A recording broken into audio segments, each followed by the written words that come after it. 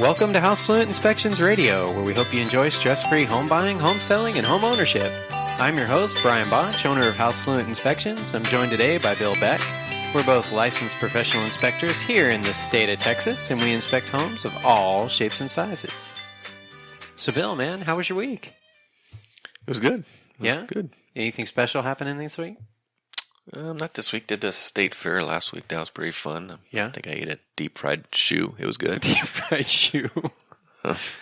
That's better than the deep fried Twinkies or Oreos or. Oh, those are so yesterday. It's way different now. Although those are still our favorites, but yeah, you can pretty much put anything in a deep fryer, and I'll be like, I'll give it a try. Yeah. But deep fryer, not the air fryer. I think they've gone a little too far with the deep frying. It's like they've literally run out of things to deep fry. So you can never run out of things to deep fry. That's not possible. One of these days you're going to find out it's like a rodent in your house or something. It's like, what did you? But no, that was fun. But it was hot, very hot at the fair when I did go. It was the first day of the fair when it opened. But I am definitely looking forward to cooler temperatures, which are finally starting to creep in. Yeah, so that means fall is here. Very excited. I mean, we've already been to neighborhoods where everybody's already got the Halloween decorations out, and which always blows my mind. But not just Halloween decorations, the Christmas light hanging signs are already up in our neighborhoods. Oh, no. Companies are. Gosh, it's amazing. Isn't that crazy? My wife was at Costco the other day, and they already had the Christmas stuff out, and this was like a month ago, and I'm like, it's not even.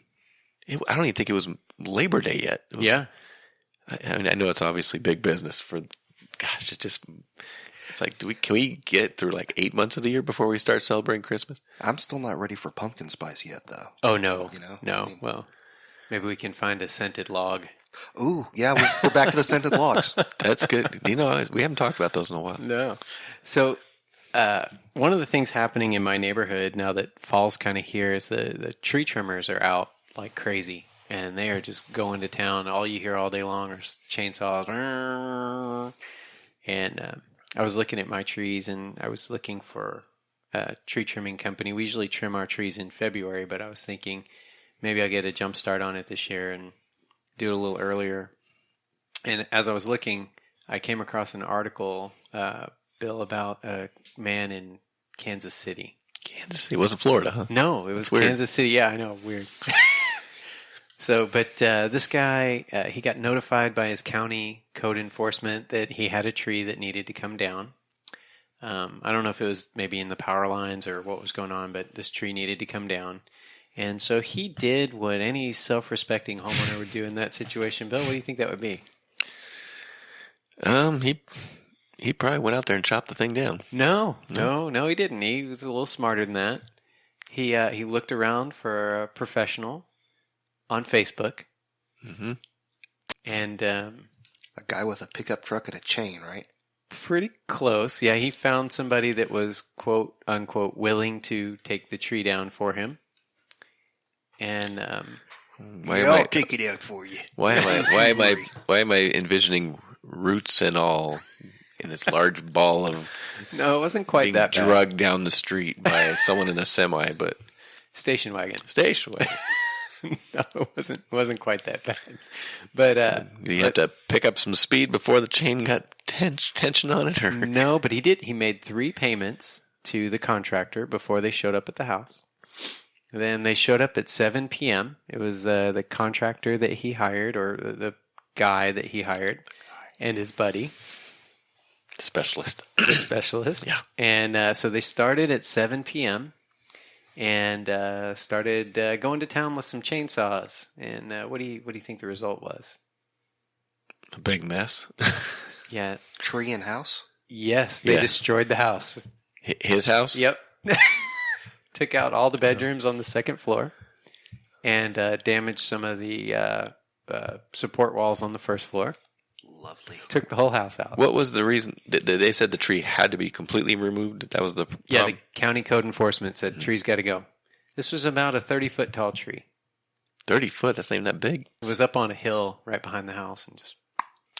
Well, that went well. I like that he made payments, though. Yeah, I know, right? 3 payments. 3 payments. Oh, 3 easy payments of $19.99. Well, they must have been really good. All right. Plus chain and bar oil. You didn't. Yeah. You didn't say which way to take the tree. It's down.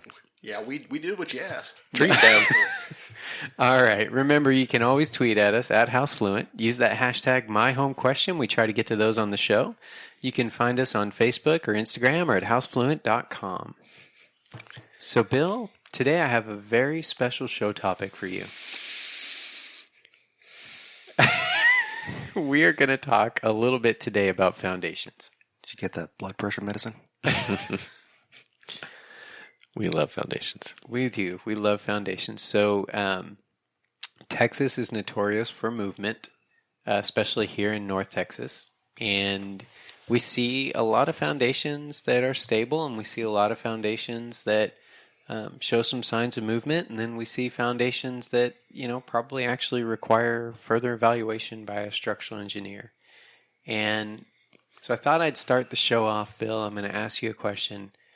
When you see your home inspection report, or we're talking to you, we're consulting you, and we recommend somebody to come look at your foundation, we always recommend a structural engineer. And we get this question a lot. Why should I get a structural engineer and pay for that report versus having a foundation company come out that's going to give me a free evaluation? Don't the foundation companies have engineers on staff? We recommend a structural engineer because they are not doing the repair. They are not obligated to. I mean, they're only going to give you their professional opinion on your foundation, and tell you if it requires a repair.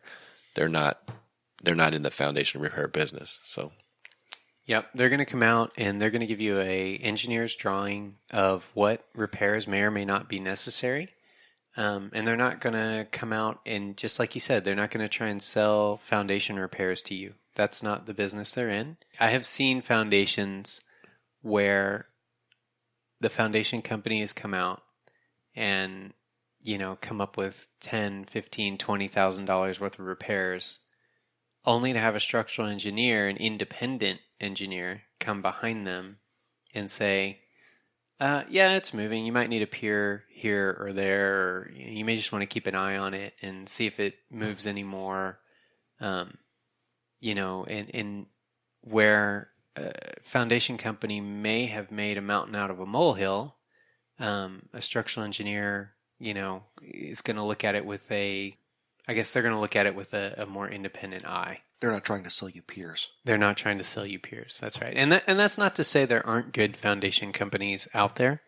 There are.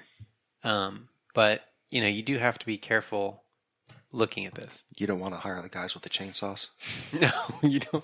You don't want to make the 3 easy payments of $19.99 to have the guy and his buddy come out and dig a trench around your house. No, you're always better off starting out with the structural engineer anyway, because you're going to end up going there. It's going to end up going to him anyway. So, and most structural engineers will draw up the repair and what it needs, and from there you can basically get any foundation company you want to do the repairs from his drawing. Yeah, that's right.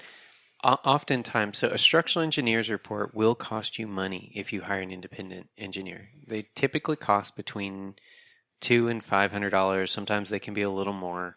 But then once you have that drawing, you can take that, just like you said, anywhere. You can take it on the road. You can shop it around. You show up and you say, these are the repairs I want done. And oftentimes, in the long run, you end up saving money. We recommend structural engineers for things other than foundations too. What else would that be?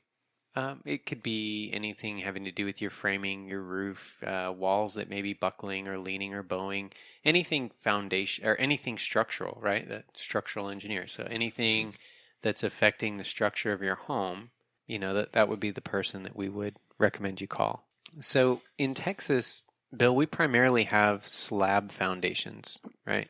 We do have pier and beam, but at least in this area, probably 90% of what we look at is a slab, right? And one of the questions that we get asked a lot is, hey, are the the trees in my yard, I've got a lot of trees, or I've got some big trees close to my foundation. Do they affect the performance of my foundation? Are they going to, if I'm looking at houses, should I avoid houses with large trees or trees close to my house? Is that going to mess up my foundation? That's a tough question. It is, yeah. It's a very tough question. And depending on who you ask, you may or may not get the same answer. Mm-hmm. It probably has something to do with when the trees were there and when the foundation went in. Yeah. Can it affect it? I guarantee it can probably affect it, but Sure. Is it a given? No. Yeah, so one of the things you have to understand about our area, we have soil here that's expansive. It's got high clay content, and it doesn't transfer water very well. So if I'm standing in a spot in front of your house, right in front of your house, and you dump buckets and buckets and buckets of water on me, that water's pretty much going to stay right there. It's going to grow a little bit under the ground, but it's not going to really transfer into the soil under your house, right? So if you think about that, the rain coming down around your house, you're going to get a lot of moisture around the edges, but it's not necessarily going to come into the middle. And the same thing with trees. The trees are going to be pulling moisture out of the ground, right? That's how they kind of feed themselves. And so they can dry the soil right around the edge of your foundation. And yeah, if you're not managing that water content, that water around your foundation, sometimes that can lead to some issues, but certainly not always. Do you have the same problem with shrubs and bushes that are planted right around your foundation? That I don't know. That's a good question. I've read that they do. It does pull a lot of the moisture out of the ground too. Yeah. But it typically gets watered too, so it works both ways, I guess. Yeah. Just kind of going back to that, the clay soil, it doesn't just transfer water poorly, but when it does absorb water, it expands. And so you've got kind of a double whammy, right? So you've got this... No whammies. No whammies. If you think about it, if you're getting a lot of water around the edge of your foundation and you've got a lot of the clay soil, what's happening is you're getting a lot of water in one spot and it's swelling. And that swelling is putting a lot of pressure on the edge of your foundation, but it's not transferring the water necessarily underneath, right? So you're getting sort of like a cup, right? You get a lot of what we call cupping. Yeah, you're lifting at the edges. Mm-hmm. And, the same thing happens, what's called doming. The same thing happens when it dries out. If you get really dry around the edges and there's, because that's underneath your slab, it's holding more moisture, you get doming. It happens in the opposite direction. We actually see that probably more than we see the lifting of the edges. Yeah, I mean, just think of it as a sponge. When the sponge is dry, it's thin and flat, and when it's wet, it swells up. I mean, it's exactly what the clay does. Yeah. So what are some signs, Bill, that people can look for when it comes to their foundation if they're just looking at their house that maybe they've got some problems? I mean, immediately, if you see a big gap around your foundation between the soil and the house, that would almost be like the doming I think you were talking about, where it's drying out and contracting around the house, and you've got a big gap there. Yeah. That's typically what I see the most when I know we haven't had a lot of rain or we're not watering it enough. On the opposite side of that, I guess, where the ground's saturated around your house, that's where you've got the pressure pushing against it. I mean, as far as you're talking about signs of a problem, or what are we talking about here? Yeah, just signs that, hey, I could have a problem here soon if I don't address it, right? And I think you pretty much covered it. The other thing I want to cover or just touch on kind of quickly are pier and beam houses, right? Because we do have some of those, and they do have similar but different problems when it comes to foundation issues. And, we do have the movement. They're built, on piers, right? But water underneath a pier and beam house is a little bit different problem than it is under a slab, right? And so underneath a pier and beam house, when you have water, you've got high moisture content, you've got potential for wood rot, you've got potential for Wildlife, right? Yeah, absolutely. All those things. Snakes tend to live under there.